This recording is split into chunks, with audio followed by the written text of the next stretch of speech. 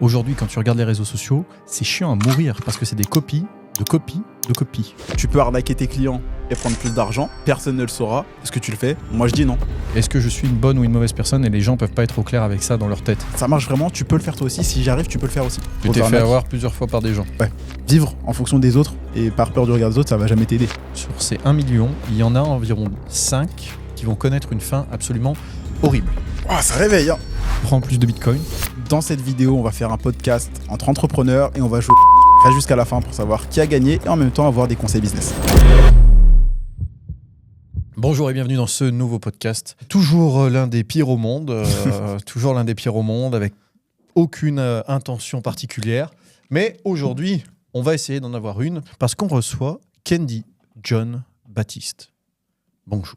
Bonjour Major, comment tu vas? Ça va? Et toi? J'ai vu que tu avais fait le déplacement en Suisse, tu as pu bien profiter. Oui, merci pour la recommandation de l'hôtel. Ouais. Incroyable. Et pas mal ce petit hôtel. Belle vue, service, 3 minutes de la gare, incroyable. On a aussi dit que tu avais bien mangé apparemment. Oui, on m'a fait découvrir la fondue. Ah, fondue suisse, tu connaissais Fondue pas? suisse, ouais. Bon petit 18,5, 19 sur 20. Ok, ouais, ça fait plaisir à voir pour nos amis suisses qui vont regarder cette vidéo très certainement. Je suis très content de te recevoir aujourd'hui. Tu ne sais pas encore exactement ce qui t'attend, effectivement, mais ça va venir. Juste avant, pour le watch time évidemment, parce que vous êtes plusieurs à nous regarder, mais beaucoup à partir. Vous vous abonnez, vous laissez un petit commentaire aussi à la fin de la vidéo et vous nous dites qui vous aimeriez voir ici. On veut des gens qui font vraiment ce qu'ils disent, pas des simples personnes qu'on voit tout le temps de partout et qui vous cachent des dizaines de millions de choses.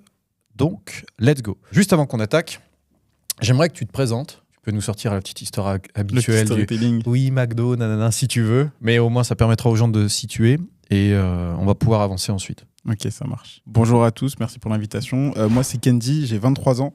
Donc, il y a quelques années, j'étais au McDo. Je me suis lancé dans les paris sportifs. Ensuite, ça m'a permis de quitter le McDo. J'ai lancé ensuite l'e-com, puisque il y a eu le fameux RUM 19 qui est venu en 2020. Donc, pas de match, pas de prono, pas d'argent. J'ai perdu de l'argent dans des formations. Je me suis fait coacher par des amis, donc j'ai réussi à chiffrer. En parallèle, j'avais investi en crypto sur le Chiliz en octobre ou novembre 2019. Je faisais partie des early investors. 2021, ça pump. Donc, il y avait l'e-com plus la crypto qui ont bien rapporté. J'ai démissionné. J'ai commencé à créer du contenu pour partager mes conseils à d'autres personnes. Et ensuite, bâtir une audience, vendre des programmes. Et en 2022, j'ai fait le bilan avec le comptable. Fin 2022, donc début 2023, j'ai fait le bilan avec le comptable. Et il m'a dit, en fait, création de contenu, c'est 50 à 60, à 90% de marge. Et vous êtes, on est en société, TVA, etc. Et c'est 50 à 90% de marge. Là où e-com, on avait fait 180K et c'était genre 25 800 balles de bénéf. Donc 10 à 30% de marge. Donc j'ai arrêté de parler d'e-com pour parler purement création de contenu. Donc aujourd'hui, j'aide les personnes qui débutent et qui veulent gagner de l'argent avec TikTok. Donc la monétisation, 3 000 € par mois, je les aide à lancer des comptes avec la monétisation. S'ils ne veulent pas montrer leur visage, il y a l'IA. Et pour ceux qui ont déjà une partie, qui ne sont pas débutants ou qui ont déjà expérience, compétences, résultats dans le domaine, je les aide à créer et vendre leur formation. Et il y a une garantie de résultat. Exactement, c'est l'accompagnement, c'est sur 1 an. Donc l'objectif, c'est qu'en 3 mois, l'élève arrive déjà à faire 3 000 € par mois. Et s'il n'a pas encaissé au minimum 15 000 € en 1 an, il est remboursé. C'est garanti sous contrat, fait par les avocats de documents légaux. Parfait, une belle présentation, claire, honnête et transparente, comme on aime ici. Il y a quelques jours, avec notre équipe, quand on a préparé cet enregistrement, on a fait des visites sur ton Instagram, on a regardé un petit peu ce qui se disait aussi auprès de tes parents, tes amis, ta famille, etc. Et on est tombé sur des choses que tu voulais mettre en place cette année, notamment des posts sur Instagram où tu mentionnais ce que tu voudrais faire sur 2024. Dans ces posts, il est noté plusieurs choses que tu peux peut-être nous mentionner, qui te sont chères.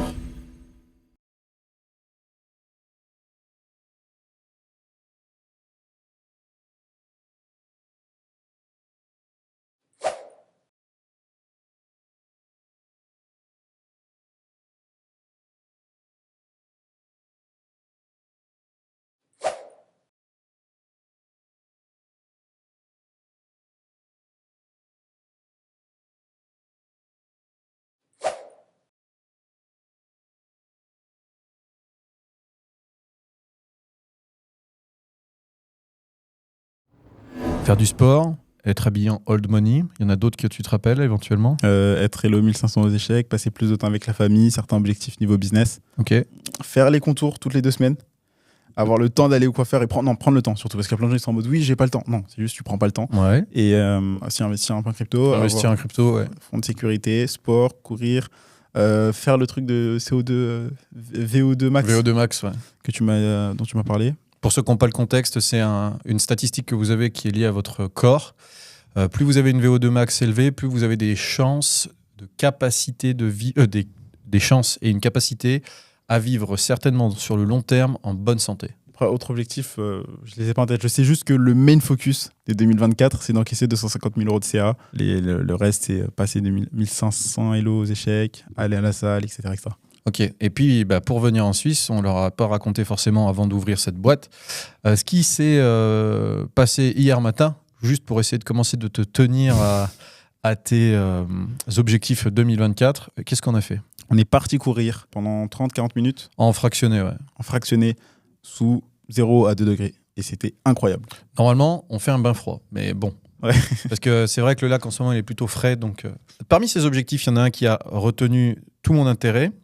C'est celui qui se trouve sous cette boîte et que je te lever maintenant. Exact. Yes! Parmi ces objectifs, on a celui d'obtenir 1500 Elo aux échecs. Oui. Est-ce que tu peux expliquer aux gens pourquoi tu veux absolument avoir ça? Ok, alors les Elo, c'est un niveau. Donc en gros, tu as Elo 0, donc tu es très nul, 800, etc. Enfin, ça monte. Et aux alentours de 1000, tu sais plutôt bien jouer, tu connais les stratégies, les plans, les tactiques, etc. Ensuite, il y a 1500, ça monte. Et moi, j'aimerais bien juste être entre 1500 et 2000 parce que je trouve ça stylé.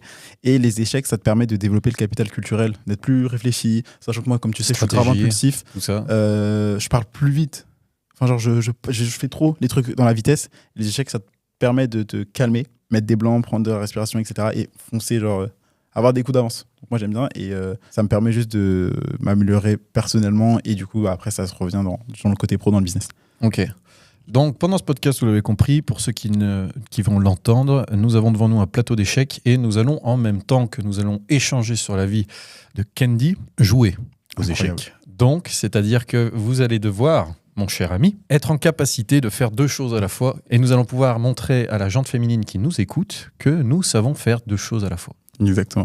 Et en plus, là, c'est plutôt cérébral. En général, on dit que c'est les blancs qui commencent, mais exceptionnellement, je vais te proposer de les prendre dans les deux mains pour savoir qui commence. Et tu vas me dire, si tu peux me donner le deuxième pion aussi, quelle main? Ça sera donc les blancs qui vont commencer. Incroyable. Pas mal, bien joué. Franchement, merci beaucoup. Alors, je kiffe. En même temps qu'on va jouer, on va commencer avec une question. La première question que j'ai à te poser, c'est comment on se dit les réseaux sociaux, c'est fun, mais j'ai envie d'en faire mon métier? Je pense que c'est depuis tout petit. Quand tu es petit, tu vas sur YouTube et tu regardes des YouTubeurs. Tu regardes, là pour la génération maintenant, c'est des TikTok.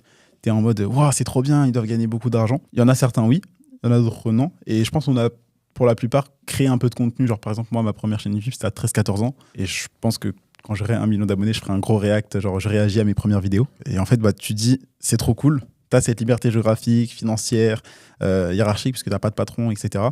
Et donc, moi, je me suis dit, j'ai envie de le faire. Et donc, tout simplement, j'ai quitté mon job pour vivre de ta passion. Voilà, et ensuite, commencer à créer du contenu. Et maintenant, je fais full ça. Et j'aide aussi ceux qui veulent le faire. Et c'est incroyable. Il faut savoir que quand on joue en même temps, c'est aussi délicat d'arriver à trouver exactement les coups qu'on va faire et en même temps. Donc, on ne connaît pas nos niveaux. Par exemple, toi, tu as un niveau quoi en Elo? Je crois que je suis entre 500 et 700. Okay. Je suis éclaté. Ah non, mais c'est pas grave. Moi, c'est juste pour avoir une base.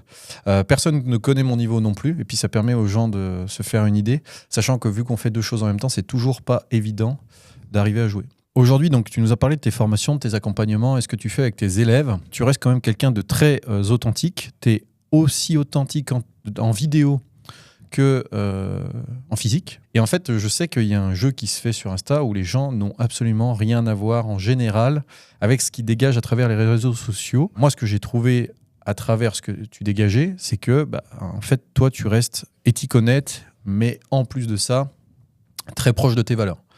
Comment tu définirais aujourd'hui ce qui fait que ces valeurs se sont mises en place dans le temps? Est-ce que c'est ta famille? Est-ce que c'est tes amis? Est-ce que c'est toi qui t'es construit avec tes souvenirs perso? Je sais pas, une ancienne relation avec un patron qui t'a fait briller, qui t'a fait dire « Ok, j'ai pas envie de faire ça », tu vois? En fait, moi, mes valeurs, c'est liberté, honnêteté, transparence, authenticité. Et loyauté, du coup, on en parlait hier. Liberté, pourquoi ? Parce que je trouve qu'il y a beaucoup de personnes qui... T'as joué ? Non, je peux pas jouer. Ok, j'ai eu peur. C'est ça aussi. C'est qu'en fait, je suis pas attentif. Ok, en fait... Et je voyais tout le temps sur YouTube, tu vois, comme tout le monde un peu, genre oui, comment devenir riche, etc. Et je me suis dit, mais ça a l'air stylé, j'aimerais bien avoir ça. Ok.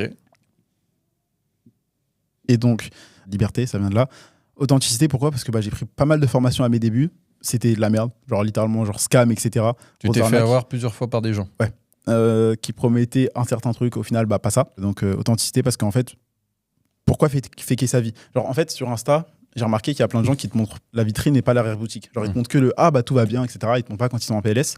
Moi, je me dis, ça donnerait quoi de faire un peu comme un peu Manoa, mon mentor et tout, de faire du contenu où tu es purement authentique. Tu te dis, les gars, là, j'ai gagné ça. Les gars, moi aussi, j'ai pas gagné autant parce que si ça. Donc, voilà comment je vais essayer de changer.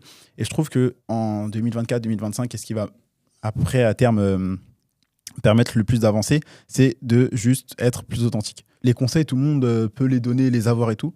Mais la personne et la connexion que tu auras avec la personne, elle sera différente. Par exemple, des mecs qui parlent d'IA ou des mecs qui parlent de crypto, de Web3, il y en a plein, mais ton audience, elle est plus en mode majeur, waouh, trop bien. Ok.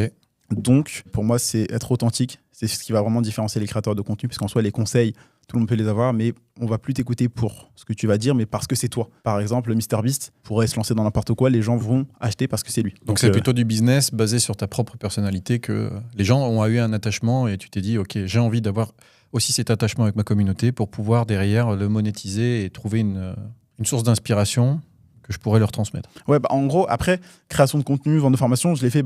il y a plein de gens qui sont en mode oui, j'adore aider les gens. Alors oui, mais principalement c'était en mode c'est un business, je peux gagner de l'argent, je peux aider des gens, je suis bon dans ça et c'est ce que j'aime faire, donc je le fais. Mais il y a aussi cet aspect où le truc de je veux avoir un impact, mais là c'est réel, c'est qu'en gros, quand j'aide quelqu'un, derrière ça fait une interview, le mec, par exemple Derrick qui passait l'intérim à 7 000 € par mois, ça fait un témoignage client pour moi et lui il change. Derrick c'était un client de toi. Ouais. Voilà, et c'est deal gagnant-gagnant, tu vois. Ok. Et c'est trop cool. En vrai, à terme, j'avais posté une story, je sais pas si tu l'as vu, c'est en gros. Moi, j'ai fait les 4 capitaux, etc. Et l'objectif final à terme, c'est que moi, je peux dire, j'ai juste vécu ma vie et j'ai inspiré d'autres gens à, comme un peu Kobe, genre get better every day. Alors, du coup, là, je sens que je vais me faire défoncer. Non, alors après, moi, j'ai juste joué. Donc, tu disais, il y a un mantra. Quand tu développes ta personne, que ce soit financièrement, culturellement, socialement, physiquement, et que tu cherches à t'améliorer, en fait, tu deviens l'exemple. Et c'est pas en disant aux gens, fais ça, mais c'est en le disant et en le faisant, en incarnant les valeurs et ce que tu dis de faire. Par exemple, il y a plein de parents qui sont dans les transports qui sont en mode oui, lis un livre, alors qu'eux, ils sont comme ça sur TikTok. Donc, il y a un biais de cohérence. Voilà. Est-ce que Kendi, John Baptiste, a peur de la mort ? Pas du tout. Alors, mec, pas du tout. La mort, j'ai vu Peter Pan, il dit la mort, ça doit être une belle aventure. Et en fait, je me dis, j'ai pas hâte de mourir, mais on en parlait avec Thibaut et son petit frère Baptiste hier, qu'en vrai, je peux mourir là aujourd'hui ou à 25 ans, et je préfère mourir à 25 ans en ayant cette vie-là que de mourir à 35-40 ans en ayant une vie genre salariée où j'ai toujours eu peur de prendre des risques, des regrets de ne pas avoir osé faire ce que je voulais faire, de dire à certaines personnes que je les aimais, d'avoir vécu mes rêves ou d'avoir vécu... En fait, vivre en fonction des autres et par peur du regard des autres, ça ne va jamais t'aider. Genre quand tu meurs, tu meurs. Donc moi, personnellement, je sens que je vais me faire défoncer. Donc j'ai pas peur de la mort. Ok. Mais ça doit être kiffant genre, de voir ce qu'il y a après. Ah, donc toi, par exemple, sur ces histoires de peur de la mort, tu penses qu'il y a un après ? Ça se trouve, il n'y a rien. Ça se trouve, c'est comme quand tu dors. Genre, t'es comme ça, tu vois. Quand tu dors, tu sais que tu dors au début, mais après, t'es conscient que tu dors, tu rêves, boum, tu te réveilles. Mais entre les deux, tu sais pas ce qui s'est passé. Genre, comme si t'es en veille. Ça se trouve, c'est ça. Ça se trouve, il n'y a rien. Ça se trouve, je sais pas. Mais juste, ça doit être stylé de le faire. Mais je suis pas en mode, ouais, je veux mourir, mais genre, j'ai pas peur de la mort. Genre, tu sais qu'en Suisse, il y a une entreprise qui s'appelle Exit, qui permet de faire du suicide assisté. J'en parle parce que peut-être que dans les podcasts qui ont été enregistrés, il est peut-être passé ici, peut-être qu'il viendra. Mais c'est une entreprise qui peut accompagner les personnes qui ont des difficultés, notamment des handicaps ou autres, à justement être accompagnées sur tout le processus de suicide assisté. D'accord. Dans les discussions qu'on peut avoir avec ce type de personnes, il te dit souvent, on ne sait pas ce qu'il y a après, mais ce qui compte véritablement, c'est que les gens, dans leur dernière ligne droite, partent en paix ou partent remplis d'amour à côté de leur famille, à côté de leurs proches. Parce qu'il y a différentes fins qui peuvent être plus ou moins tragiques selon ça. En moyenne, sur 1 million de personnes, c'était le magazine Epsilon qui est récemment sorti, qui évoquait ça. Sur 1 million de personnes, sur ces 1 million, il y en a environ 5 qui vont connaître une fin absolument horrible. C'est-à-dire qu'ils vont se faire découper, ils peuvent se prendre un crash d'avion, même si ça reste hypothétiquement très improbable. Frappé par la foudre. Frappé par la foudre. Et encore, ça c'est bien. Là, dans ce qui était évoqué, c'était par exemple, ils vont se vider de leur sang pendant des heures, ils vont être brûlés vifs. Tu vois. Et c'est des statistiques, et c'est ça qui est assez marrant avec les mathématiques, et c'est un peu comme ça que moi j'appréhende la partie mortalité. C'est que peut-être qu'il y a quelque chose, peut-être qu'il n'y a rien, mais tout ce qui est autour de ça, c'est que des phénomènes mathématiques. Là, je veux dire, les échecs auxquels on est en train de jouer, c'est des maths. C'est des 0 et des 1 qui prennent des positions sur un tableur d'échiquier qui, au final, si on le remet dans une visualisation un peu en 3D, comme ça, peuvent correspondre à des hypothèses ou des choses qui vont se produire. Des scénarios possibles. Des scénarios possibles, comme un arbre de probabilité. Exact. Ou par exemple, je pousse une boule de neige en haut d'une montagne, elle va se mettre à rouler, et peut-être qu'elle va devenir absolument énorme, ou bien peut-être qu'elle va prendre une bosse, elle va finir dans une crevasse, ou bien peut-être qu'elle va tout simplement s'arrêter. Contre un arbre, ouais. Et ça, c'est absolument fascinant. Et je le vois de nos jours dans tous les business qu'on entreprend, c'est que les gens reçoivent constamment des gros indicateurs sur les réseaux sociaux comme quoi c'est facile. Oui.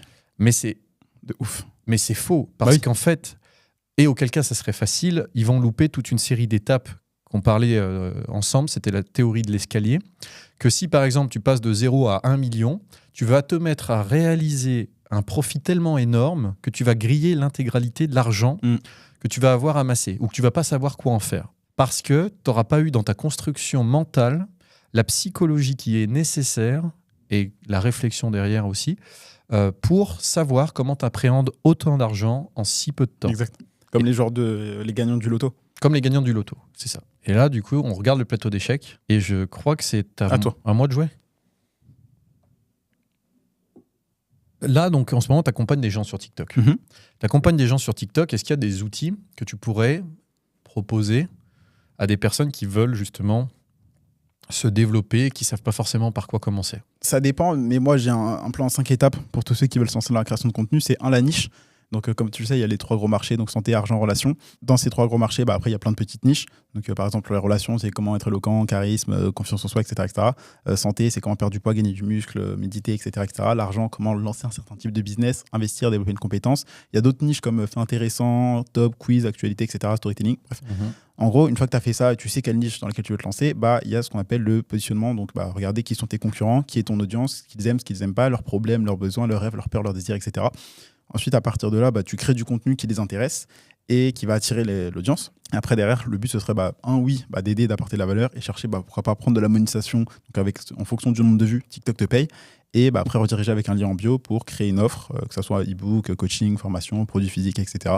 Et ensuite, après, vendre et faire des témoignages clients et continuer avec la preuve sociale, améliorer ton produit, vendre plus, aider encore plus de personnes. Donc, après, en outil, du coup, pour le positionnement... Whisper, pour récupérer les scripts. Ouais.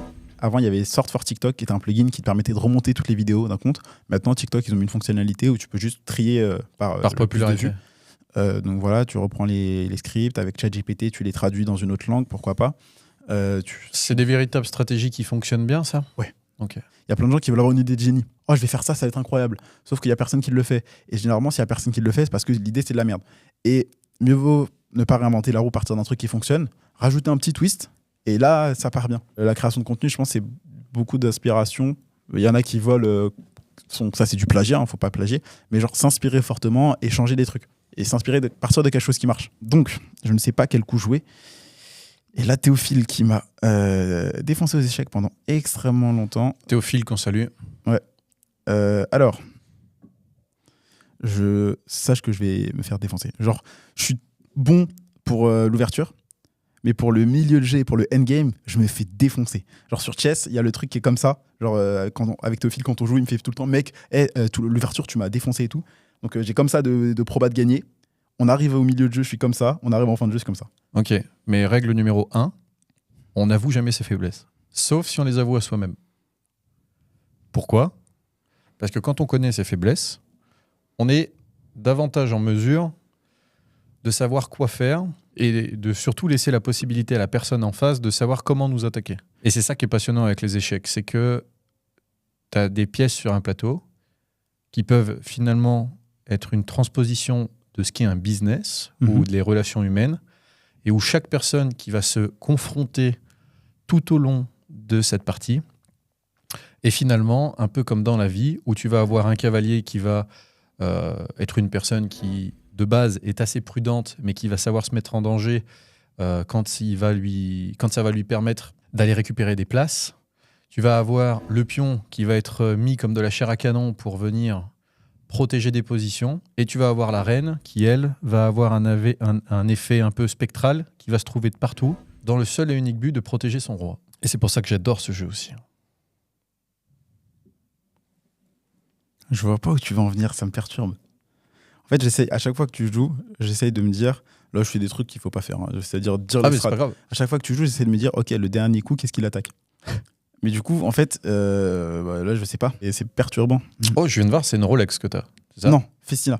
Festina. D'ailleurs, mec, il y a plein de gens qui confondent. Ce n'est pas une Rolex, c'est une Festina. Pourquoi? Parce qu'en fait, sur mon téléphone, j'ai un vision board des objectifs, j'ai une Rolex. Et en fait, j'avais vu une vidéo de Yoming quand il est à 2018. Et il était en mode, ouais, j'ai fait 100 000, je vais acheter ma Rolex. Et moi, j'étais en mode, ah bah quand je ferai 100 000, je m'achèterai une belle montre. Et quand je ferai 1 million, ou quand j'aurai mon premier bien immobilier, je m'achèterai une Rolex. Donc là, bah, j'avais fait 100 000 de CA en e-com, donc j'ai acheté ça. Et plutôt content de l'achat? Bon, elle est trop belle en vrai, je trouve. Ça fait stylé. Le petit bleu, comme ça. Comment aujourd'hui t'entretiens ton réseau à travers, ton business, puisqu'on pourrait voir combien de temps tu alloues à travailler dans ton business, et 2, comment tu l'entretiens aussi pour garder des connexions qui sont un peu plus profondes que ce qu'on voit habituellement. C'est surtout des sommes d'échanges de valeurs d'abonnés avec des stories, des partages et tout ça, alors que là, c'est vraiment de la construction d'une vraie relation avec ton propre cercle et ton propre réseau. Comment tu le fais aujourd'hui en fait pour entretenir tout ça? À la base, j'étais même pas réseau du tout, quoi.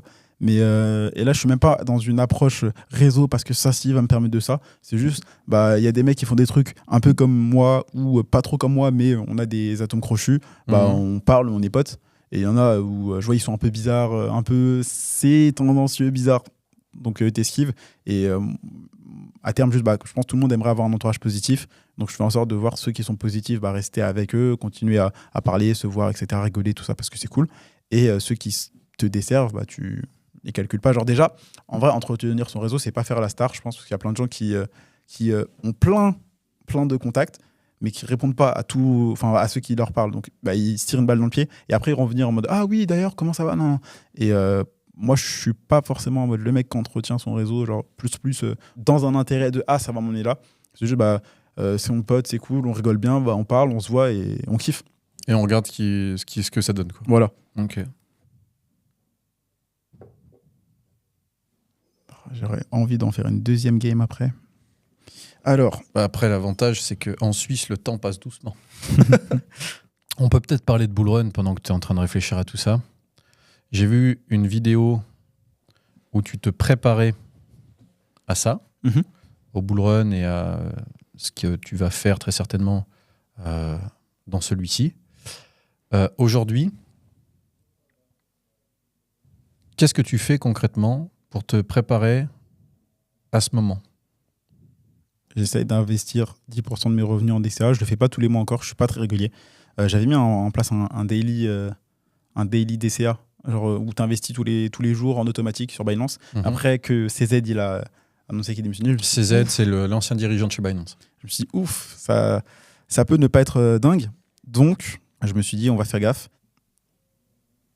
Ça, c'était un coup qui était hésitant. Oui. Ah, mais mec, là, en fait, on était à ça de la game. Là, on est à la partie où là, vraiment, tu vas me défoncer. Genre, chaque coup, tu prends une pièce. Non, c'est pas sûr. Hein. Comment je prépare le bull run? Bah, en fait, pour moi, ça va être le dernier où tu pourras faire une grosse, on en parle en plus, une grosse perf. Parce que c'est pas encore trop mainstream. Et on n'est pas early adopters, mais voilà, bientôt, il y aura trop de masse et donc ça fera pas une grosse montée. Donc, en gros, comment je me prépare? Bah, c'est déjà savoir combien je veux. Parce qu'il y a plein de gens qui veulent avoir une vie extraordinaire sans avoir d'objectif. Et en fait, tu peux pas atteindre une cible que tu ne vois pas. Donc, moi, je me suis dit, OK, bah, je veux faire au minimum 25 000 € de bénéfices pour le prochain bull run. OK, comment est-ce que je vais pouvoir l'atteindre? En fait, je fais du reverse engineering. Et en gros, je me suis dit, OK, bah, j'aimerais avoir ça. Un ETH parce que c'est cool, minimum. Ensuite, X. Il y a certaines cryptos que j'aime bien qui peuvent potentiellement faire x2, x3, x5, x10, voire plus combien est-ce qu'il me faudrait de cette crypto pour atteindre l'objectif. Et ça serait lesquels, par exemple? On a parlé avec Ahmed la dernière fois, donc Rio, RVF, Tao. Ahmed, c'est un de tes élèves qui s'est implanté sur la crypto. Ouais, alors ça c'est dingue. Ahmed, c'est un de mes élèves qui m'a vu sur TikTok, qui a pris la formation crypto, qui ensuite est devenu super fort en crypto, qui maintenant est beaucoup plus fort que moi en crypto, en fondamental. Bah, en plus, tu l'as vu. Donc moi, c'est ça que je kiffe. C'est que je suis pas dans un truc de oh mais c'est moi le mentor, il doit pas me dépasser. C'est qu'en fait, t'apprends à quelqu'un, s'il te dépasse, bah, c'est encore mieux comme ça. Bah, toi, tu montes aussi et c'est que positif. C'était un bon coup ou pas? Hein? C'était pas un bon coup. Quand tu es sur les réseaux sociaux et que tu crées du contenu, ouais. Il y a une strate où vous réalisez tous des vidéos pour montrer les résultats de vos élèves. Okay. Est-ce que tu peux nous en dire un petit peu plus sur cette stratégie et pourquoi? Les gens ont besoin de preuves que ça fonctionne. Et là, si par exemple, il y a une belle blonde, etc., et que toi, tu vas la voir, tu as un win rate de 50-70%. Si par exemple, tu as sa copine qui va dire « Oh, j'ai eu un coup d'un soir avec Major, c'était incroyable. » Preuve sociale, témoignage. Tout le monde peut dire ça ou... et du coup ou genre, moi, je dis, bah, je te DHV, genre je delivering high value, je te mets en mode hey, Major, c'est un mec génial, incroyable et tout. Okay. Bah, tu as un win rate de peut-être 70, 85%. Et en fait, pourquoi est-ce que les gens font énormément de témoignages vidéo? Parce qu'avant, bah, y avait plein de gens qui faisaient des screens, bah, c'était des fakes pour la plupart. Alors qu'une vidéo, c'est physique, personne peut... Exactement. Les trucs en mode caméra comme ça, bah, y en a, c'est qu'ils achetaient des acteurs. Ça, c'est une dinguerie. Ça, c'est du GC content. Ouais. Et témoignage, et surtout, moi, là où j'aime bien, c'est qu'en fait, bah, c'est un objectif. C'est-à-dire que le mec te découvre sur les réseaux, il a des résultats, vous rencontrez dans la vraie vie. Moi, je suis parti manger avec Derrick, on a mangé une putain d'entrecôte, c'était trop cool. Et ensuite, on a fait le podcast. Et après, pendant le podcast, quand il est sorti, j'ai juste montré tous les screens au montage pour pas que les gens pensent que c'est fake, pour leur montrer que oui, il y a des mecs qui t'arnaquent sur les réseaux, il y en a des formations qui sont merdiques, mais il y a aussi des bons mecs. Tout comme il y a un bon mécanicien, il y a un mauvais mécanicien. Et en gros, c'est juste pour te différencier et montrer que ça fonctionne, attirer des clients, bien sûr, parce que c'est un avis. Et donc voilà pourquoi je pense que tout le monde fait des témoignages clients, parce que ça fait de la preuve sociale, et preuve sociale égale argent, égale plus de ventes. Donc voilà. On peut mettre des chiffres? Ouais, bien sûr. Moi, je suis super transparent avec les chiffres. Donc, la vidéo avec Derrick. Donc, Derrick, il est passé de l'intérim à 7 000 € par mois en 3 mois, si tu le sais pas. Le 25 août, il m'envoie un screen en mode oh mec, je l'ai fait 7 000 balles et tout. Comment il procède? Avec l'automatisation, les trucs? Alors en gros, il voit un mec dans un pays qui chiffre bien. Par exemple, tu vois un mec qui chiffre bien aux États-Unis dans la niche, je sais pas, par exemple, conseil alimentaire. Si c'est un mec aux US, tu reprends ces scripts, tu les traduis en français, tu les postes en français ou dans un autre pays, que ce soit Allemagne, Espagne, Italie, etc. Et en fait, tu vas faire des vues parce que tu pars déjà d'une bonne base et toi, tu apprends à créer du contenu avec quelque chose qui fonctionne bien. Et ensuite, tu gagnes des abonnés, donc tu fais des vues, tu gagnes de l'argent et avec le lien en bio, tu peux vendre un e-book, etc. Et là, lui, il est juste à plus de 7 000 € par mois, full monétisation. Ce qui est pas mal. Ouais. Ah mec, de l'intérim à 7K par mois. Et il travaille combien d'heures par semaine? Alors là, il bosse un peu plus parce qu'il teste, parce que du coup, vu qu'il a eu des résultats, maintenant, je lui ai dit, fais la deuxième version du programme pour que ça soit ultra rapide, pour que les élèves aient plus de résultats avec les nouvelles stratégies, etc. Et en fait, ce qui fait qu'on fait que d'augmenter et d'améliorer la qualité du programme. Et donc là, il bosse un peu plus parce qu'il teste des nouveaux pays sur TikTok. Il s'est pas cantonné à la France? Non, lui, il a 4 comptes. Il en a 2 aux States, 2 en Allemagne, 1 en France. Et il en a d'autres dans d'autres pays que je peux pas dire parce que sinon, avantage concurrentiel, on se fait avoir par des mecs qui copient. Et donc, là, il doit bosser 3, 4... 5-6 max si charbonne de ouf, mais ouais, 3-4 par jour. Si c'est 4 à 5 heures par jour, très focus, ouais, ça passe. Ouais, grave. C'est à moi de jouer? Ouais. C'est embêtant, on va faire ça. Comment tu fais quand tu te sens en difficulté? Qu'est-ce que tu mets en place? Je me pose, je réfléchis, j'identifie le problème, qu'est-ce que je peux faire contre ça? Et après, j'avise. Par exemple, là, pour les échecs, tu viens de déplacer ta tour, je me dis, ok, qu'est-ce que ça attaque? Quelle est la probabilité que ça arrive? Qu'est-ce qui peut arriver dans le pire des cas, etc., etc. Et en fonction, comment on peut l'éviter? Et c'est comme pour atteindre un objectif, il y a plein de gens qui ne savent pas quoi faire, ne savent pas ce qu'ils veulent réellement. Définis-le. Si tu sais pas le définir, trouve juste ce que tu ne veux pas faire. Par exemple, moi, je sais que j'ai pas envie d'être gros, pauvre, moche, etc. Donc, ce que je fais, c'est que je fais en sorte de lancer mon gambise, etc. En gros, tu sais pas ce que tu veux, donc point d'interrogation ici, mais tu sais ce que tu veux pas, donc gros, pauvre, etc. Quel est le meilleur moyen d'être gros? Manger de la merde, pas faire de sport, mal dormir, etc. Ok. Et du coup, pour savoir ce que tu veux, tu as juste à l'inverser. Tu veux être gros, tu veux être en pleine forme. Quel est le meilleur moyen d'être en pleine forme? Manger correctement, faire du sport, etc. Donc là, par exemple, là, je me dis, ok, quel est le meilleur moyen de perdre cette game? C'est de ne pas être concentré, de jouer n'importe quel coup et au final, de me faire défoncer. Mais c'est difficile d'être concentré en même temps sur le podcast. Oui. Enfin, une offensive. Ouais, c'est ça le problème, c'est que aux échecs, j'attaque très peu. C'est ce que j'avais détecté. Et c'est ça qui est intéressant.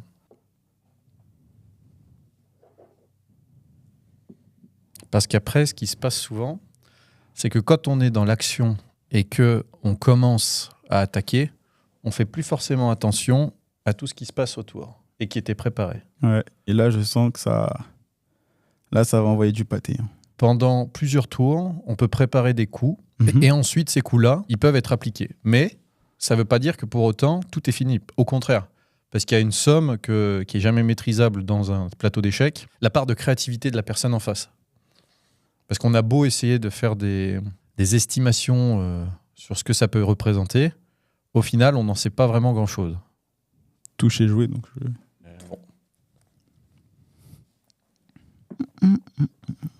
J'ai très mal joué, toute cette game. Faudra qu'on en fasse une autre. Alors, de toute façon, c'est prévu qu'on en refasse une. Yes. Mais... Promis, je vous ferai pleinement, comme ça on peut faire l'autre. Et je réponds aux questions en mode tac-tac.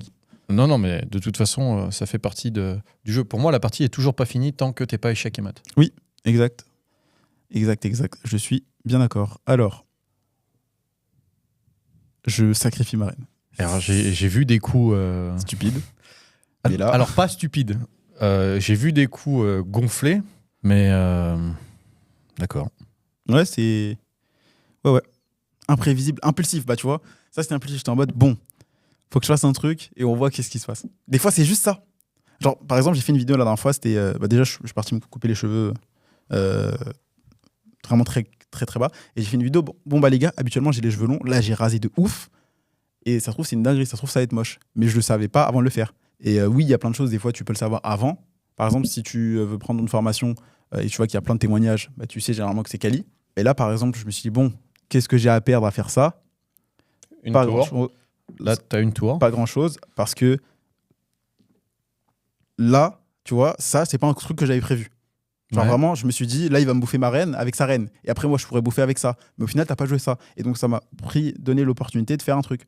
Tu vois? Ouais. Et des fois, le chaos, entre guillemets, mais genre, juste tenter un truc, tu dis, je vais faire ça. Genre, je vais mettre du paprika dans la sauce, on va voir ce qui se passe. Ça peut être pas mal. Tu vois? Donc là, je sais que j'ai mangé ta tour, tu vas me reprendre avec le cavalier. Donc, pas ouf. Pas ouf du tout. Que puis-je faire contre ça? Pour 2024, tu nous as parlé de tes objectifs. Oui. Sur ces objectifs, est-ce qu'il y a quelque chose qui n'a rien à voir avec le business que tu veux absolument réaliser? Autre que business? Autre que business et famille. Alors, développer les quatre capitaux, mais du coup, financier, c'est business. Donc, sport. Financier, c'est business. Vraiment tenir routine sportive, je parle. Okay. D'aller, parce que j'avais commencé à le faire en septembre et tout, j'étais en mode prime Candy, tu vois. Ça allait à la salle le matin à 10h, le soir ça allait au MMA. et en fait, j'étais à mon prime. Et donc là, en vrai, ce que j'aimerais vraiment faire pour cette année, donc oui, 254 CA, atteindre les 1500 Elo aux échecs, peser 80 kilos, dormir 7 heures par nuit. Ouais. Parce que je ne le fais pas du tout. Et donc j'aimerais atteindre, en fait, juste un... Là, je sais que niveau business, je suis bien. Genre, je suis pas millionnaire ou quoi que ce soit, mais je suis bien. Je suis pas dans la traversée du désert où tu fais tes premiers zéros, où tu n'arrives pas à stabiliser un chiffre. Et donc là, par exemple, on est le 12, on a déjà fait 12 000 et quelques. Donc, je suis à peu près à un K-Day. Et donc, en gros, j'aimerais juste pouvoir devenir la meilleure version de moi-même, comme Kobe le disait, genre get better every day. Et en gros, c'est pouvoir, par exemple, là, c'est genre juste mieux dormir, avoir un rythme plus régulier, pouvoir juste tenir sur le long terme. Donc, c'est ça. Toi, c'est quoi? Sur cette année, c'est récupérer le corps que j'avais quand j'étais dans un certain domaine spécifique au cours de ma vie. Je faisais 1,80 pour 90 kilos. Ok. Donc j'étais pas trop mal. Il me manque 10 kilos. Comme je le disais sur la conversation qu'on a eue avant de démarrer, là je suis quand même content parce qu'au bout de 3 mois de salle de sport, je commence à avoir mes petits résultats qui apparaissent. Bon, c'est du travail parce qu'en fait l'alimentation, moi, c'est que je bouge tout le temps. Et l'alimentation, c'est peut-être 50 à 60% des résultats que tu vas avoir sur ton corps. Et puis, c'est aussi d'essayer d'être plus régulier sur le contenu. C'est pour ça qu'on a fait tout un tas de podcasts et de créations pendant les 3-4 mois pour que ça puisse avancer et continuer de tourner sans qu'on ait besoin d'intervenir. Et ça, c'est aussi un très très gros projet parce que forcément, quand tu crées du contenu, il y a plein de variables que tu ne vois pas initialement qui apparaissent dans le temps. Par exemple, il te faut un bon monteur, donc tu commences les recrutements des monteurs. Tu t'aperçois qu'il n'est pas disponible parce qu'il a beaucoup de travail. Donc, tu commences à discuter avec d'autres monteurs. Et nous, par exemple, quand on a fait notre recrutement pour les trouver, on a fait un appel d'offres. On a fait une liste, on a reçu 60 candidatures. Eh bien, on a été quand même surpris du niveau à quel point il était bas. Oui. Sur 60 personnes, pour te donner la structure, il y a eu 10 personnes qui ont répondu. 60 personnes ont répondu à la story et ont rempli le questionnaire. 10 personnes ont répondu dans les 1 semaine qui leur était laissée pour le test. Quand ils ont passé le test, ils ont ensuite eu un document, un Google Word, sur lequel il y avait tout le briefing de ce qu'on souhaitait faire et de ce qu'on voulait développer avec ma marque et le montage de cet épisode. Et sur ces 10, donc tout était bien expliqué. C'était marqué qu'on voulait un résultat en format paysage et pas en portrait.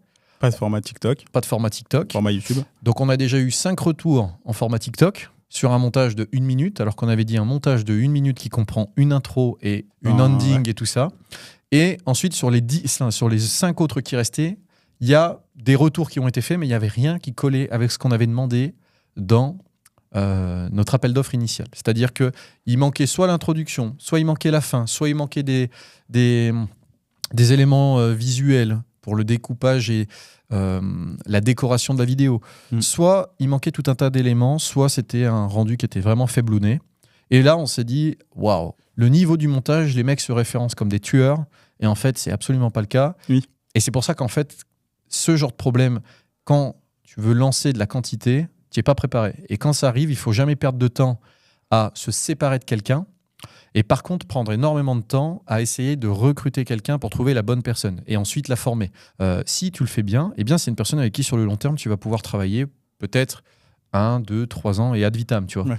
Ouais. Joyka et Ibu, son monteur, ils ont démarré ensemble depuis le début presque. Incroyable. Donc voilà, c'est à moi de jouer. Hein. Ouais. Et en fait, je trouve que le niveau devient tellement bas, que ça soit à l'école ou dans le business. Maintenant, il y a beaucoup de tocards qui n'ont pas de résultats. Et c'est pour ça, preuve sociale, pourquoi je mets des témoignages, c'est pour prouver que moi, c'est pas la merde comparé au petit guignol qui est dans sa chambre qui t'explique oui, je vais t'aider à faire de l'argent alors qu'il fait pas de thunes. Et donc,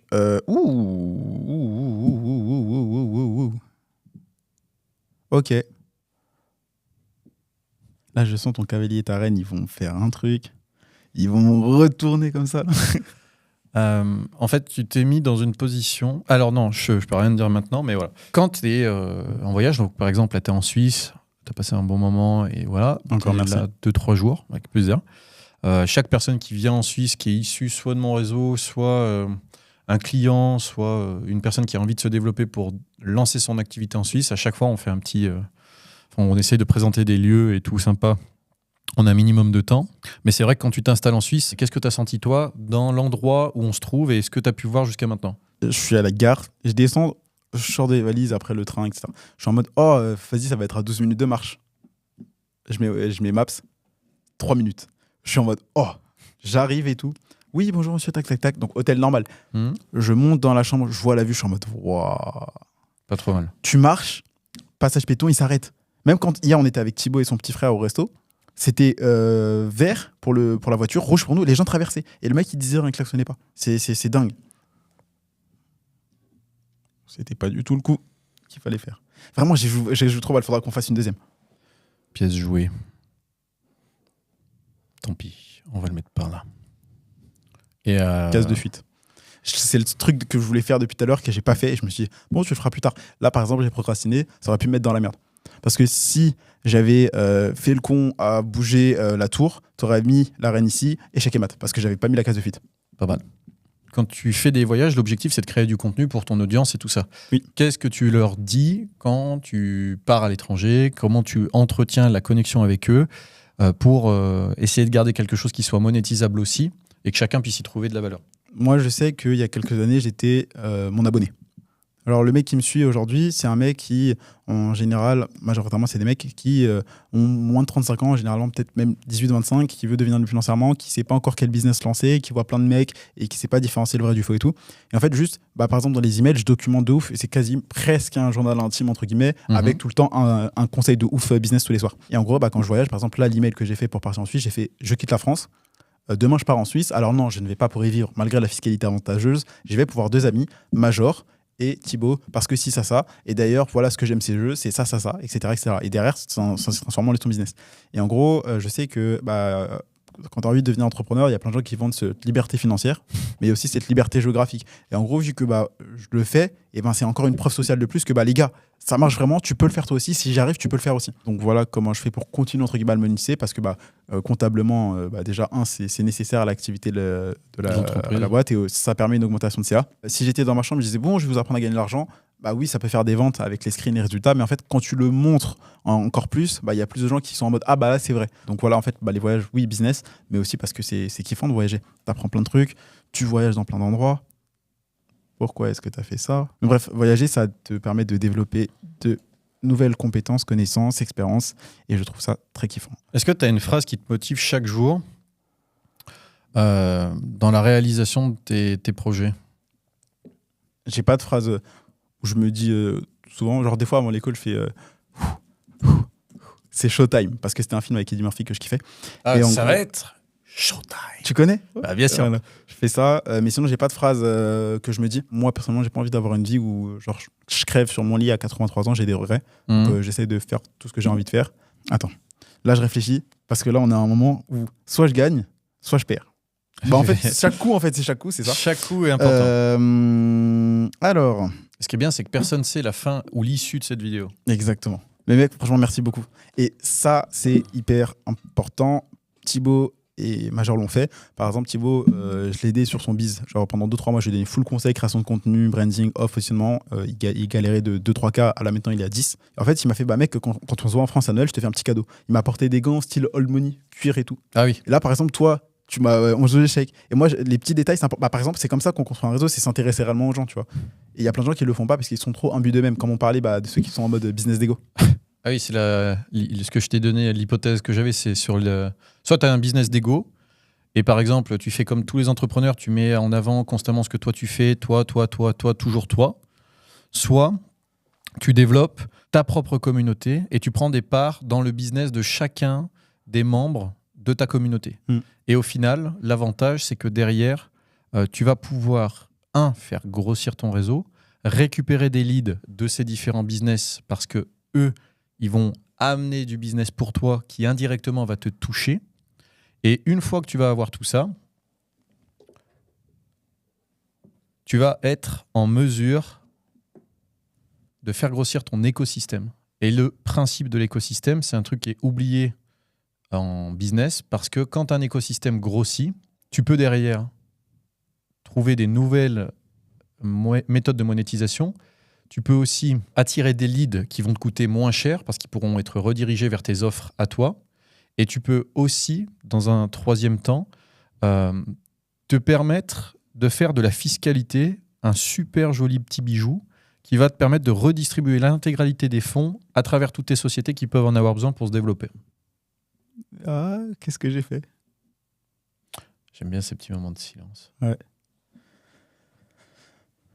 En attendant, je profite de cette pause pour te dire abonne-toi, active la cloche, laisse un like et mets en commentaire pour toi, à partir de maintenant, qui va gagner. Et n'oublie pas d'aller sur le Instagram en description, major-AGV. Mec, tu vois, je suis un mec, je crois, qui fait le plus la promo des gens. Tu sais qu'il y a plein de gens qui font du contenu et qui sont en mode « Ah, mais pourquoi j'ai pas fait de vues? Ah, mais pourquoi je fais pas assez de ventes ?» Et par exemple, sur leur vidéo YouTube, ils font 200 vues, 100 vues, etc. Et donc... Échec. Oh, ça j'ai mis. Casse de fuite. Et là, dans les 3 prochains coups, je pense qu'il y a un perdant, un gagnant. Et en gros, il y a plein de gens qui font du contenu, ils vont poster une vidéo YouTube, ils mettent le lien, c'est tout. Ils teasent pas. Alors que quand ils sortent une formation, en story, t'es au courant 2 semaines avant. Et donc là, moi, une strat que je fais, c'est juste, je tease de ouf. Je pense que tu l'as vu. Je tease de ouf les vidéos. Et après, ça permet un bon décollage. Et après, si la vidéo est vraiment bien, qu'il y a un bon hook, que les gens restent, le sweet spot des 7 minutes. Oui. Ouh. Ok. Alors là, ça va jouer sale. Là, je pense que c'est un bon coup. Là, tu vois, mec, de tous les coups, je pense que lui, il est stylé. Parce que là, ma reine peut détruire ton roi, détruire ton chevalier, détruire ta reine. Donc, t'en as un des pions, un minimum qui sort. Mais là, il y a moyen que tu gagnes. Je pense que tu gagnes. Je défonce ta reine, parce qu'en fait, le seul pion, la seule pièce qui me fait peur, c'est ta reine. Intéressant. Mais ouais, en tout cas, je kiffe le podcast, c'est trop cool.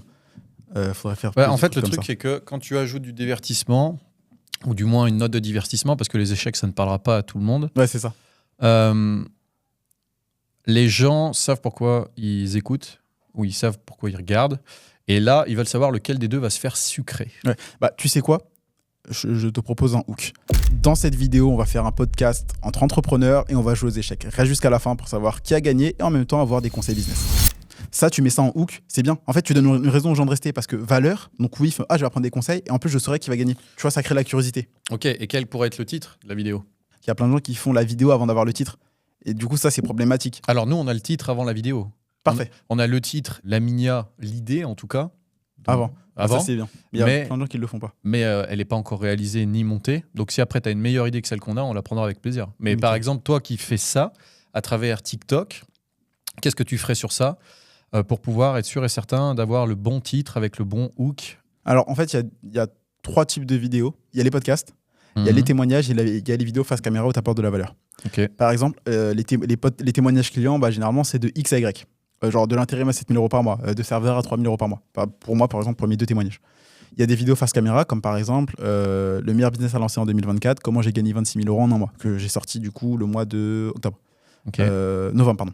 Et là, je viens de sortir une toute dernière vidéo qui est ces 5 leçons m'ont rapporté 131 000 € en 2023. Ça, c'est les vidéos face caméra conseil. Et il y a les vidéos podcast où généralement, là, c'est bien vu avec sans permission. Et maintenant, il y a plein de gens qui le reprennent. D'où l'intérêt de pas chercher à avoir une idée révolutionnaire, c'est qu'ils ont capté que ce qui marchait, si tu mets quelques mots-clés, par exemple, là, on peut parler de... J'en profite pour prendre ta dame. Ouais, pas de souci.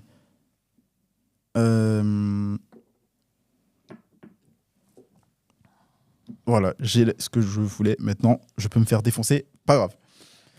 Ça va finir sur un nul, cette histoire. Il y a moyen que je gagne. En gros, en titre, pour cette vidéo, ça pourrait être... La dame avant le roi. Non, mais en gros, pour les formats podcast, généralement, ils vont prendre des sujets dont ils parlent et ils vont le mettre. Donc, c'est-à-dire, par exemple, là, on a parlé de TikTok. Merci beaucoup. On a parlé de TikTok, on a parlé d'expatriation vite fait. Enfin, très, même presque pas, tu vois, c'était plus suisse. TikTok, on a parlé de Suisse, on a parlé d'objectifs, on a parlé de charlatans, on a parlé d'escrocs, tu vois. Et en fait, tous ces mots-clés, on peut mettre, par exemple, je sais pas, escroc, vérité, business, tu vois, comme des mots. Ah, des toi, mots. tu verrais encore leur miniature comme ils font là ? Voilà, c'est chiant, mais ça marche. Je sais, mais le problème, en fait, c'est que quand tu es dans une cour de récréation, et que dans cette cour de récréation, tu as tout le monde qui a le même uniforme, qui a la même place, et qui fait les mêmes jeux, au bout d'un moment, qu'est-ce qui se passe ? Ouais, en fait, c'est le truc de la pomme rouge, pomme verte, mais en gros, là, tu fais ce qui marche en mode miniature, mais toi, tu as un twist. Et le twist que tu as, c'est le hook avec l'échec. Parce que là, en fait, personne ne s'attend à ça. Moi, je pars toujours de l'idée qu'il faut avoir la big idea, après faire le titre, faire la miniature, après faire le hook, et après faire la vidéo. Bah, du coup, attends, vu que eux, ils le sauront quand ça sera publié, c'est quoi les titres ? Le titre de la vidéo ? Il se fait prendre sur un plateau. Incroyable. Après, on verra, hein, mais... Oh, stylé. On verra si on retrouve mieux, mais... Et ça, c'est un concept intéressant. Mais par contre, les échecs, il n'y a pas beaucoup de monde qui vont aller regarder. Enfin, ça fait des vues. En fait, si ton audience, elle a l'air intéressée par ça. C'est une audience assez qualifiée. De toute façon, tu vois, l'audience de Yomi, Oussama, Antoine Blanco, c'est des neuneux. Ils ne regarderont pas une vidéo comme ça. Nous, on a notre audience, je t'ai dit, on a la tranche supérieure du make money qui a déjà fait de l'argent, qui tourne déjà pas mal et qui a des gros business. Donc en vrai, que ce soit des gens de chez Yomi, d'Oussama, j'en ai clairement rien à taper. Oui, non, mais en gros, je parle de la vidéo, le fait qu'il y ait les échecs. Normalement, ton audience, vu qu'elle est assez qualifiée, parce qu'ils sont intelligents, parce qu'ils sont encore en train de regarder cette vidéo, c'est OK. Mais si tu veux être dans du mainstream et en gros être dans la quantité, non pas dans la qualité des abonnés, tu fais une vidéo en mode ça, mais avec que du piment. Mais après, si tu rajoutes un twist avec un vrai entrepreneur derrière, tu fais qualité et quantité. Ce qu'on peut faire, c'est on continue la partie pour voir où elle nous mène.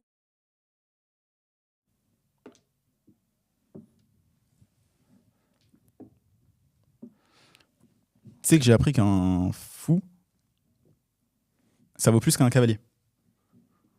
Donc là, j'ai fait une bêtise en te donnant mon fou, mais ça me permettait de prendre ton cavalier. Ouais, bah après, tu vas aussi pouvoir jouer avec la dame. Ouais. Merde.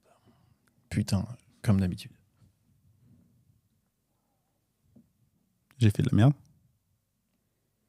En fait, c'est moi qui est en train de m'apercevoir que... C'est ça aussi avec Théophile. L'ouverture, je le démonte. Le milieu de jeu, il m'écrase, vraiment. Il n'y a pas photo. Et des fois, sur la fin, j'arrive à faire une mini remontada. Mais, en fait, vu qu'il a tous les plans de jeu, les tactiques, la théorie, bah après, il arrive à remonter une remontada et faire match nul. Genre sur chess, c'est tout le temps ce qui se passe. C'est incroyable.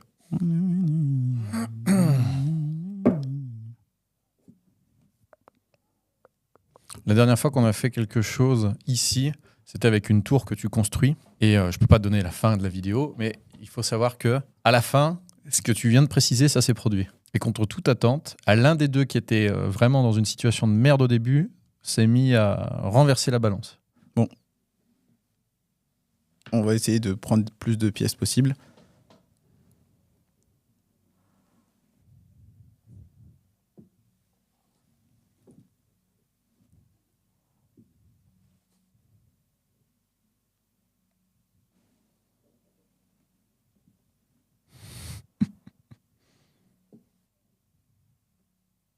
C'était pas ça. C'était pas ça. Et ouais. Ah mec, c'est chaud. Je peux gagner, mais je vais aussi faire de la merde. Alors que t'as 3 pièces et je peux normalement gagner. J'ai une tour, une reine, j'ai 3 pions. Il y a un truc, mais c'est trop tard. Genre vraiment, des fois, il y a des situations qui sont complexes où je me dis, bah juste fais un truc. Genre en fait, je me suis dit, soit je l'éloigne de ouf, soit je l'éloigne pas de ouf. Parce que je pense qu'il fallait pas l'éloigner.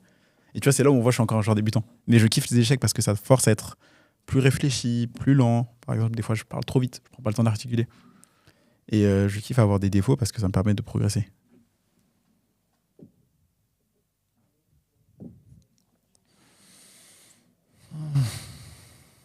Est-ce que... Alors, soit c'est match nul, soit je gagne. Je vois pas comment tu peux gagner ici. Si tu gagnes, mec, t'es trop fort. Bah, de toute façon, il y aura des témoins. Si je devais gagner, il y aura des témoins. Parce que là, j'ai vraiment l'avantage. Et c'est là où, bah, par exemple, Théophile, à chaque fois, il me remonte quand les rares fois où à la fin, j'arrive à le dominer, je fais une connerie où genre, je peux mettre échec et mat avec un coup, sauf que je fais pas du tout ça. Je suis en mode, ah bah tiens, je peux te mettre échec avec ma reine, mais je vais avancer là le pion pour avoir un autre pion, enfin, pour avoir une autre reine autour. Et si j'étais ultra... Ok. Donc si là, tu mets ta reine ici, il est échec. Si moi, je te prends ton pion avec ma reine, t'es échec. Soit tu bouffes. Bon, allez, je réfléchis trop. Tac. Donc là, en soi, c'est soit j'arrive à te mettre échec et mat, soit ça fait match nul par répétition. Ouais, parce que là, de toute façon... Ok.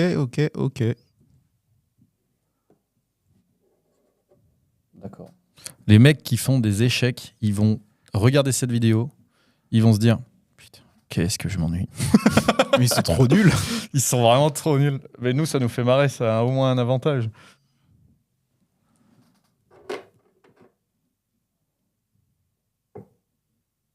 Tu les as vus ou pas?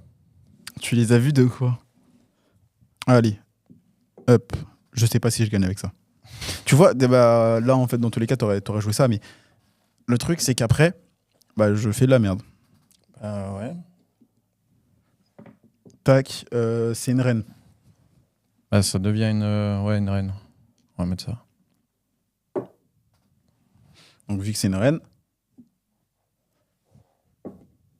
Mais ouais, du coup, ce que je voulais te dire, maintenant que c'est fini, c'est que depuis le début, pourquoi tu bouffes pas mon putain de cavalier? Vu que c'est fini, là. Parce que j'ai pas envie. Parce que si je bouffe ton cavalier et que j'arrive pas à faire match nul, bah tu win. Ok. Là, j'ai gagné. Bah là, je suis échec dans toutes les positions. Même si je recule, en fait, on peut faire durer ça autant de fois qu'on veut. Ok. Eh bien, parfait. Maintenant, pour la suite, il est temps de passer à la dernière étape de ce podcast. Alors, pour toutes les personnes qui ne savent pas exactement ce que c'est du concentré de gingembre. Ce concentré de gingembre, j'en prends régulièrement et ça te permet d'être en pleine santé. Mais aussi, C'est vivifiant, c'est très bon pour le corps, en petite quantité, évidemment. Nous, on va le prendre en grosse quantité. Ok. Un biais de cohérence. Logique. On a une petite tradition ici dans le podcast, c'est que c'est l'invité qui se sert. D'accord. Et je te donnerai la quantité à prendre et c'est cul sec. Oh, mais l'odeur! Stop! J'ai secoué, hein, évidemment, parce qu'il y avait des dépôts au fond. Je l'attendais fort. J'ai une question pour toi. Ok. Tu as, sur un chemin de fer, 5 personnes. Et de l'autre, un parent, un proche ou ta copine. L'une des 3 figures. Choisis-la. Ma copine? Ok, parfait. Sur ce chemin de fer, il y a 2 voies. Et toi, tu te trouves au moment où tu as le levier pour la possibilité de choisir l'une des 2 voies. Qu'est-ce que tu fais, sachant que le train doit emprunter obligatoirement une voie? À la tienne.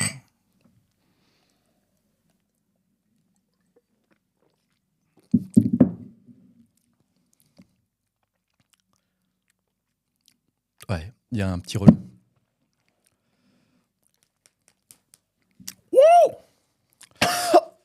Je t'ai pas demandé si t'étais allergique. J'aurais peut-être dû. Non, mais le piment, c'est... Ouah. Enfin, c'est... Oh. C'est du gingembre, et puis ça décoiffe un peu. Ah, ça réveille, hein. Ouais. Moi, c'est surtout les larmes à force. Ouh. Alors, sans hésiter, Sans hésiter.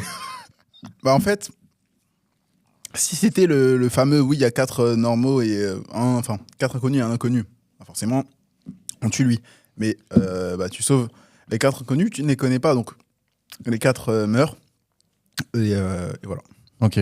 Est-ce que finalement, avec cette situation, on retrouve pas des choses qui peuvent se passer dans la vie de tous les jours pendant que tu savoures ce superbe moment? C'est incroyable la sensation. C'est fou, hein?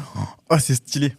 Et on les a déjà contactés de multiples fois parce que on a vraiment des idées de fous avec ça, mais bon, ils répondent pas. Donc, le jour où vous voyez cette vidéo, sachez que c'est dans vos spams, très certainement, mais qu'on est là, on vous a contacté. Donc, un rapport avec la vie, bah oui, en fait, c'est. Ah, t'as pas envie de perdre un proche. Et puis, même, tout ce que les gens font, en général, c'est très rare que ça soit de manière désintéressée. Mais du coup, tu serais OK de laisser vivre ton proche à toi, mais de laisser mourir potentiellement 5 autres personnes. Mais dans la situation, je pense que n'importe qui aime réellement sa famille, donc aimer, qu'est-ce que c'est? C'est vouloir le bien d'eux. Et quand t'aimes, par exemple, ta copine, tes parents, frères et sœurs, cousins, etc., leur vouloir du bien, c'est faire en sorte qu'ils restent en bonne santé, en vie, tu les mettes à l'abri. Si j'aime réellement ma copine, je veux son bien, donc par conséquent, je ne veux pas qu'elle se fasse écraser par un train. Mais la logique... Là où les inconnus, justement, je ne les aime pas ou je ne les déteste pas parce qu'ils se sont inconnus. Donc, entre guillemets, eux, c'est neutre. Donc, pour tout le monde, je pense que vu que tu aimes bien, donc tu veux le bien d'eux, tu sécurises la personne que tu aimes, les personnes que tu aimes, et ça aurait pu être 150 000 personnes, ton père, ta mère, ta sœur, ta copine, etc. Je pense que si tu aimes réellement ta famille, tu sauves ta famille... C'est un peu comme les personnages dans les films. Genre le héros, pour sauver une meuf, il peut faire n'importe quoi. Ou Thanos. Ouais, voilà, tu vois. Donc moi, 1 million de personnes, Okay. mon petit frère, ma sœur, mon père, ma copine, le train fonce à 100% premier degré sur les 1 million de personnes. 1 milliard, 4 milliards.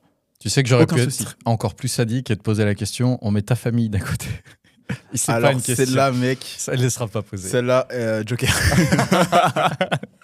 Moi, j'ai une vraie définition, je pense, à te partager, selon moi, pour moi en tout cas, ce qui peut être l'amour. En vrai, c'est tellement complexe de pouvoir l'expliquer parce que c'est un sentiment qui est de toute façon juste une alchimie qui se fait dans ton cerveau. Et dans le temps, cette alchimie se transforme avec un schéma d'appartenance, avec un bien commun qui s'installe, dans le sens que tu veux absolument son bien, vous voulez votre bien à tous les deux et vous évoluez dans ce contexte ensemble. Et en fait, l'amour, pour moi, c'est de savoir que tu peux compter sur quelqu'un dans les phases de down, les phases de up, quand toutes les choses dans ta vie s'écroulent et qu'il y a une main venue de nulle part qui est tendue, qui arrive et qui te sort de toute cette situation pour te faire voir quelque chose de beau, de nouveau, que tu n'avais peut-être pas vu, en te connaissant et en sachant chaque partie de ta singularité qui te compose. Et derrière ça, ça devient ton mausolée dans lequel n'importe quelle situation qui devient contraignante, tu peux t'y réfugier. Et à partir de ce moment-là, ce qui se perd sur la génération que je vois aujourd'hui, c'est que les gens ne sont plus dans cette tendance à faire des efforts quand les choses vont mal, Oui. ou que les choses ont tendance à se compliquer. Et vu qu'il y a des magasins de bits à tous les coins de rue, avec les applications et tout ça, eh bien on va préférer la solution de facilité plutôt que la solution que nos grands-parents avaient autrefois, qui était on reste ensemble, parce que ça désengagerait par exemple toute notre famille, ça mettrait un peu le sens de l'honneur en trépas. Et aujourd'hui, c'est des choses qui se perdent à cause notamment aussi des réseaux sociaux. Bien sûr. Voilà pour moi, entre guillemets, je pense la vraie vision qu'on pourrait avoir de l'amour. Et c'est normal que ça se perde, puisque normal dans le sens, ça devient la norme, parce qu'en fait, avec les réseaux sociaux, tu as plus d'options. Ton grand-père, il ne pouvait pas parler à 5, 10, 15 meufs différentes, peu importe les pays. Toi, tu as cette opportunité-là. Donc, tu as tes options qui se multiplient. Et pour beaucoup, ouais, c'est la femme de ma vie. Non, c'est juste la femme qui correspondait le plus et qui remplissait le plus de tes critères dans ta zone géographique. Mais maintenant, avec les réseaux, bah, c'est plus grand. Donc, c'est normal. Tu vas me faire la pub de Adopte un mec ? Non. Mais en gros, ce que je me dis, c'est que c'est normal qu'il y ait plein de gens qui aient plus de tentations parce qu'il y a plus d'options. Mais après, si t'es un mec infidèle, ouais, c'est ton problème. Mais si t'es fidèle avec tes principes, etc., tu te trompes pas. Même s'il y a plus d'options. C'est comme dire, tu peux arnaquer tes clients et prendre plus d'argent. Personne ne le saura. Est-ce que tu le fais ? Moi, je dis non. Pourquoi ? Parce que j'ai pas envie d'arnaquer les gens. Parce que humainement, je suis pas en mode je vais les scammer. Tu vois, moi, c'est très clair. Par exemple, quand c'est garanti, c'est pas en mode oui, je garde ton argent ou quoi. C'est pas satisfait remboursé parce qu'il y a plein de gens qui vont arnaquer en mode je suis pas satisfait alors qu'ils ont des résultats. Moi, c'est résultats remboursés. C'est très simple. Si tu appliques le programme rigoureusement, donc vraiment que tu l'appliques, pas juste tu viens une semaine, etc. et après tu me réponds pas pendant un an. Si tu appliques et que t'as pas de résultat, t'es remboursé. Mais il faut pas croire que c'est une formule magique où je vais t'apporter des trucs. Et donc, pour moi, c'est grave valeur et voilà. Ok, merci beaucoup encore pour ce petit échange. Merci à toi. Là, l'avantage en fait avec un jeu d'échecs, c'est que n'importe qui serait dans un business d'ego aurait pas accepté une partie d'échecs ou une partie de boxe ou un truc comme ça. Alors qu'en vrai, quand tu es sur un truc où tu peux te développer sans avoir de crainte, je pense, selon moi en tout cas, que c'est une bonne façon de savoir accepter des fois les échecs pour mieux rebondir et résilient. Parce que pour moi, la vraie partie, elle se joue pas là, mais elle se joue dans le business en général. Tous les jours, quand tu te lèves, de ce que tu fais de 7h du matin jusqu'à 22h30 le soir, minuit pour les autres coquins qui vont nous regarder, ou sur d'autres moments que tu peux avoir où tu es un peu plus dans ton cocon et dans ton confort. Où est-ce qu'on te suit pour les personnes qui seraient intéressées d'en apprendre plus ? C'est Kendy John B, donc KENDYJOHNB sur Instagram, YouTube, TikTok. Préférence sur Instagram si jamais tu veux m'envoyer un message. J'ai une question. J'avais envie de te poser une question. Je n'ai pas pu la poser tout à l'heure, mais tu l'as donnée là en fait. Si là tu peux revenir au major de 18 ans et que tu lui donnes 3 conseils, ou un conseil, ce serait quoi Tu peux prendre le temps que tu veux. Je crois que c'est une question que je kifferais poser à n'importe qui dans le monde. On peut remonter plus loin que 18 ans ? Bien sûr. Je remonterai à 12 ans. La première, ça serait ne va pas à telle heure, tel endroit, ici, parce que y a mon accident et tout ça. Et en fait, si j'avais pas cet accident, j'aurais très certainement aujourd'hui certaines capacités qui me manquent et que je cherche à combler à travers plein d'autres choses que j'aurais à 100%. Le deuxième point, c'est prends plus de Bitcoin. Forcément, parce qu'à l'époque, moi, je me revois avec l'investissement que j'ai fait. Je me dis, à l'époque, j'étais quand même sacrément névrosé parce que j'ai foutu une chier d'argent dans un truc que je connaissais pas. Et j'avais de l'argent de côté parce que je faisais plein de petits boulots. Je vendais des fleurs devant les cimetières. Excellent. Pendant les périodes des fêtes des morts, les chrysanthèmes et tout ça. Excellent. Ouais. T'es trop fort en marketing. Pourquoi ? En fait, comme Alexandre Bossi, il en parle, il expliquait, si vous devez vendre des hot dogs, quel est le seul avantage concurrentiel que vous pouvez avoir ? Il y en a qui sont en mode, le goût, le prix, non. C'est juste avoir une putain de foule affamée. Et là, c'est pareil, tu vends des fleurs, là où les gens, ils ont besoin de fleurs à la période. Ouais. Mec, c'est smart. Du coup, j'étais devant le cimetière, et après, au mois de mai, en fait, il y a un truc que je faisais souvent. Beaucoup de gens pensent qu'il faut afficher des prix. Alors effectivement, le bien commun veut qu'il y en ait. Par contre, je vendais du muguet. Des petits brins de muguet à un prix où les gens choisissaient ce qu'ils te donnent. Donc on en ramassait en grosse quantité avec ma grand-mère et on allait ensuite les vendre. Et on mettait pas de prix. Ou un prix minimum, je sais plus parce que ça commence à faire un bon paquet de temps. Et on ramassait des fois jusqu'à 10 à 20 balles pour des prix de brins de muguet où il y avait peut-être 5 à 10 fleurs dessus, tu vois. Donc c'est un truc qui pourrait être utilisé dans votre business, c'est que des fois vous mettez un prix minimum. Il y a un gars à Paris qui l'a bien compris, qui fait ça avec des baguettes de pain. Il met un prix minimum à 60 centimes la baguette et les gens peuvent mettre ce qu'ils veulent. Parce qu'il ne doit pas dépasser le coût de production. Il laisse 10% et ensuite les gens mettent ce qu'ils veulent. Et des fois, tu as des gens qui achètent le pain à 3 euros. Donc ça serait le deuxième point, je remonterai à ce moment précis. Ça, c'est du WIFM, ça. C'est du WIFM. What's in it for me? Qu'est-ce que j'ai gagné? Qu'est-ce que ça m'apporte? Et en fait, les gens, ils t'ont pas donné 10 ou 20 balles pour le muguet parce que j'aurais être content. Mais en fait, ils t'ont donné 10 ou 20 balles. Pourquoi? Parce que leur intérêt et ce qu'ils avaient gagné, eux, c'est de se sentir bien dans leur peau en mode j'ai fait une bonne action. Et deux, ne pas se retrouver en mode putain, je suis un connard, je lui ai donné 1 euro. Ouais, c'est ça. En fait, tu les mets face à eux-mêmes. Et est-ce que je suis une bonne ou une mauvaise personne? Et les gens peuvent pas être au clair avec ça dans leur tête. Donc, ils te donnent toujours plus parce que dans leur tête, il faut que ce soit dans des conventions dans lesquelles ils se sont bien positionnés. Exactement. Et après, t'en as qui en ont rien à foutre. Par exemple, moi, où je peux très bien aller acheter le pain le lundi à 60 centimes, ensuite le mardi à 1 euro, mercredi parce que je suis enjoué 3,10 euros, tu vois. C'est cool. Pas parce que je suis un pigeon, juste parce que ça peut être 3,10 euros. Mais voilà. Et ensuite, le troisième, mais il est évident, c'est qu'en fait, il faut que tout le monde arrête de faire ce que tout le monde te dit de faire sur les réseaux sociaux. Ce que je veux dire par là, c'est aujourd'hui, quand tu regardes les réseaux sociaux, c'est chiant à mourir parce que c'est des copies, de copies, de copies. Oui. Il n'y a plus aucun mec qui a sa propre personnalité, il n'y a plus aucun mec qui a ses propres façons de penser, ses propres intérêts. Ou quand tu dis « je ne suis pas LGBT », tu deviens horrible. Quand tu dis moi j'ai juste un problème parce que je suis très patriote, tu deviens raciste. Ou alors quand tu dis moi j'adore le poulet, forcément t'es pas vegan ou des trucs comme ça, tu vois. Et le conventionnel fait chier tout le monde et à mon avis va faire chier de plus en plus de gens. Et ce qui fait qu'aujourd'hui il y a des youtubeurs qui ont vraiment sorti leur épingle du jeu, c'est qu'ils ont fait preuve d'originalité dans un monde dans lequel tout était aseptisé. Oui. Donc si vraiment il y avait un truc à retenir là-dessus, c'est que vous avez des bases initiales à garder.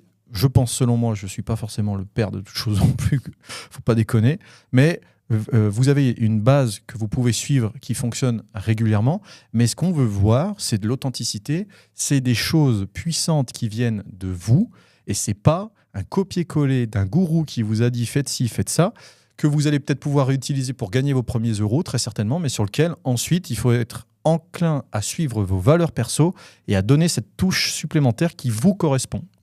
TikTok, c'est ça. C'est originalité, authenticité. Tu peux t'inspirer de certaines trends, etc. Mais là, il pousse de plus en plus l'originalité. Okay. Il vient de vous donner l'astuce pour réussir sur la réseau. Au début, tu t'inspires et après, tu développes ta petite touche, ton unfair avantage. Moi, je suis pas forcément le meilleur exemple à suivre parce que les mecs qui vont aller sur mon Instagram, ils vont être déçus de voir le nombre d'abonnés, mais ils vont voir très vite le nombre de personnes qui qualifient selon eux d'importantes, qui peuvent suivre mon compte. Oui, et c'est ça, on en parle, mais il y a plein de gens qui sont en mode quantité. Moi, je suis en mode qualité, et toi aussi, tu es en mode qualité. Et donc, je suis en mode, je m'en tape, moi. C'est pas pareil. Moi, je suis le vieil ours bourru au fond de sa grotte.